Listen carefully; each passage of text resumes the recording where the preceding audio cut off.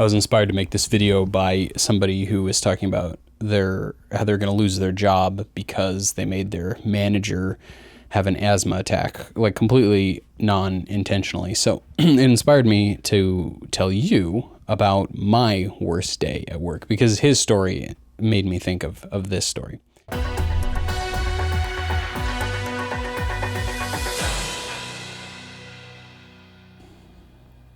Yeah, I'm just gonna use names. I'm just gonna go all in a little bit here. So I used to work for a group called Recycled Percussion. They're pretty well known, or they have a high level of name recognition, especially in New Hampshire. They were on America's Got Talent way back and all that. They have a brand called Chaos and Kindness, and they developed a TV show, or rather, I helped them develop a TV show. I was their camera operator and editor for the first 3 seasons of that TV show. It was on just a local network, WMUR here, and they, have made a pretty big name for themselves and have leaned into that Chaos and Kindness brand. To give you just a little bit of context for the setup of this story, in case you're unfamiliar, the idea behind Chaos and Kindness is it's sort of Jackass meets Make-A-Wish Foundation. So they would do like crazy stunts, all for charity. They would be raising money, or they would give money to good causes or bring awareness to good causes, whatever. So their brand is heavily focused around sort of this idea of like, love everyone, don't hate anyone, love each other, that sort of thing. They had opened, I kind of forget what year this was, but it was pre-COVID. They had just opened a store in Laconia. This was going to be, so again, like I said, they had a big merchandise line for Chaos and Kindness for the show. And so this was their first endeavor into that, where they were going to be, selling t-shirts and whatever. The store was sold as the Chaos and Kindness experience, like this place where you go that's just not about retail clothing, but a place where you can go and do activities. There's an Etch-a-Sketch wall. You can write letters to a veteran. You can make slime, draw on the walls. There were all these different things. But on the opening day, the original concept for that store was to do something called a smash room, which is, like you've probably heard, like a rage cage or a smash room. But specifically, the idea was you were going to take a pane of glass that was maybe 2 or 3 feet by 2 or 3 feet, like a big square, clear glass. And you take a Expo marker, a Sharpie marker, and you're supposed to write like a bad habit or something you want to break or something that intimidates you that you want to overcome or conquer.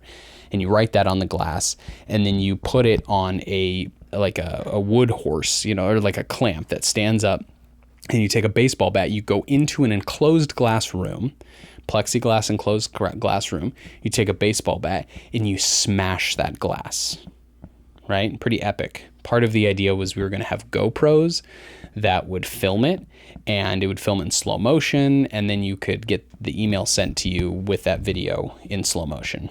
So naturally, because of the sort of bare bones aspect that this organization ran on, because I was the video guy, I was semi put in charge with developing this room, mainly the video portion, how to work with the cameras, how do we, export these cameras, how do somebody working the desk retail do it.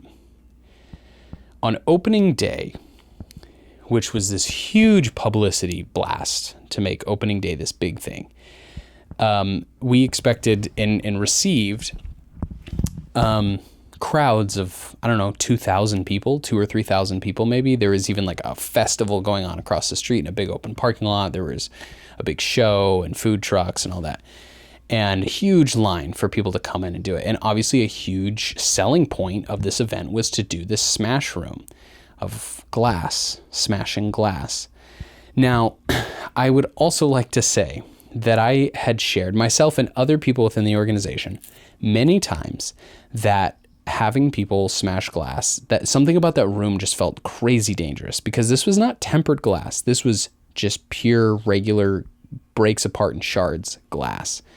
And it was insanely unsafe inherently. And so Justin Spencer, the lead of this organization, went to his lawyers and said, what can I have people sign that basically waives their rights away to getting harmed in this room?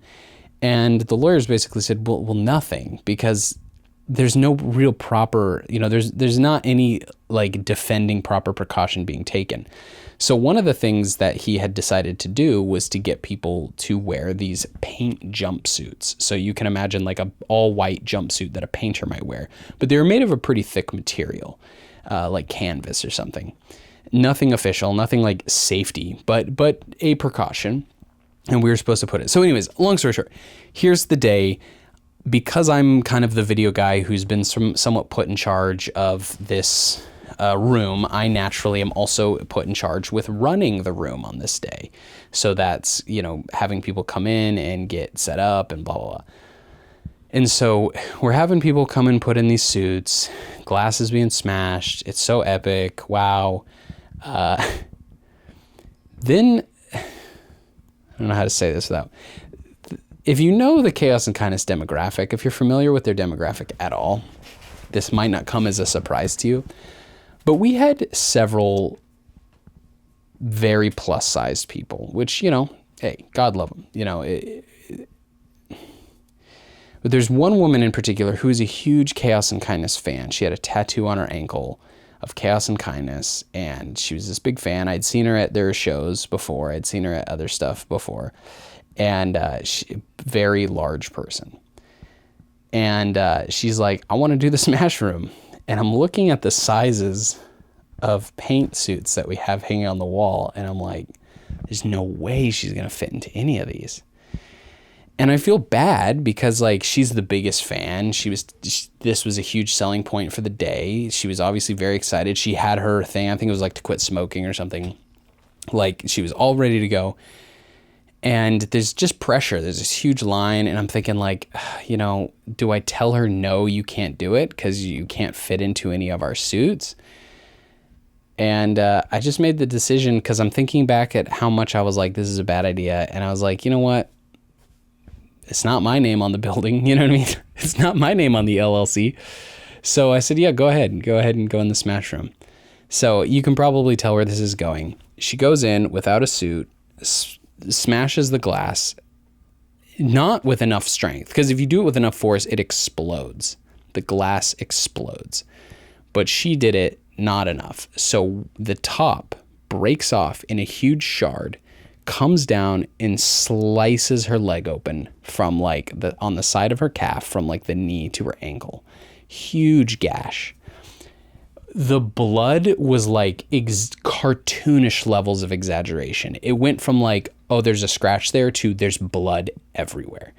Oh, she can still stand. She's not like reacting.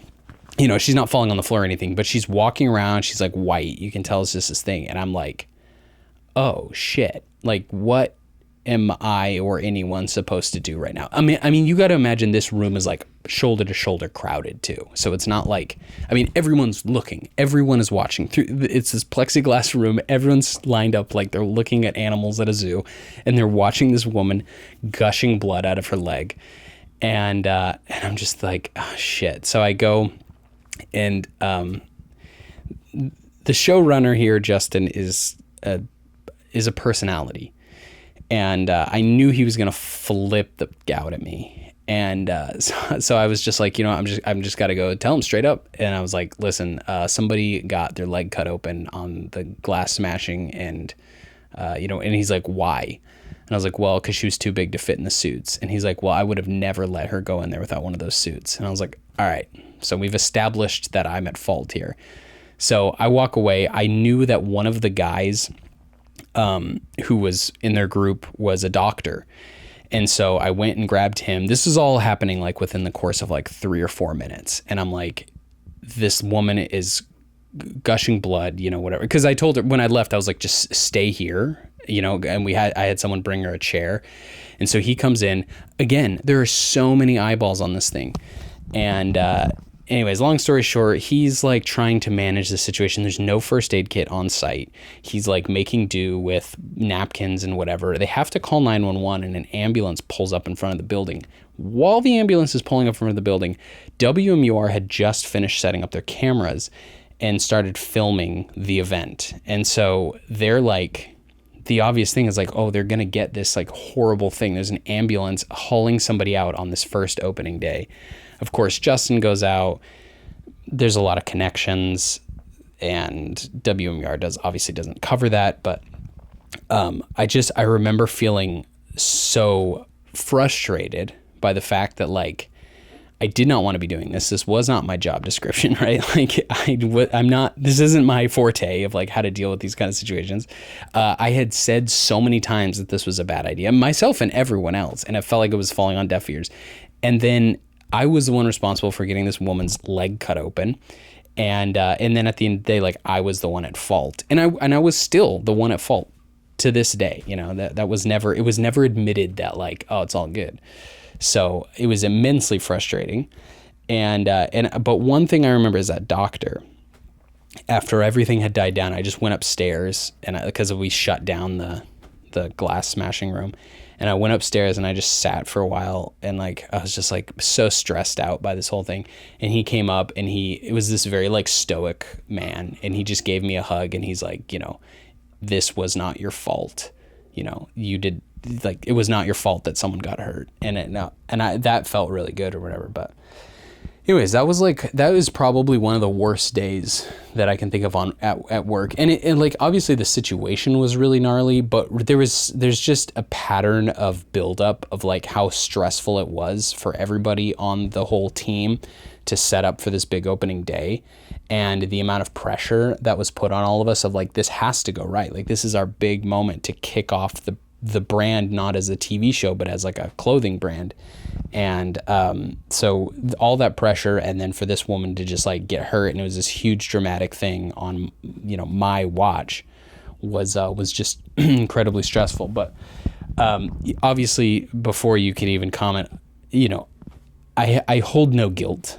I feel bad for that woman. I hold no guilt for that situation. I do not, in this day, I do not hold it. I do not feel any responsibility for that. Did I make the wrong decision? Absolutely. I do hold responsibility I should not have let that woman go. But I think that in the overall picture, I was doing the best that I could given the circumstance, and I just made the wrong call. So it was a mistake, but I would not say I'm like, you know, I don't know. There's a lot to the lore behind all of that stuff. But so anyways, yeah. Hope you enjoyed that story.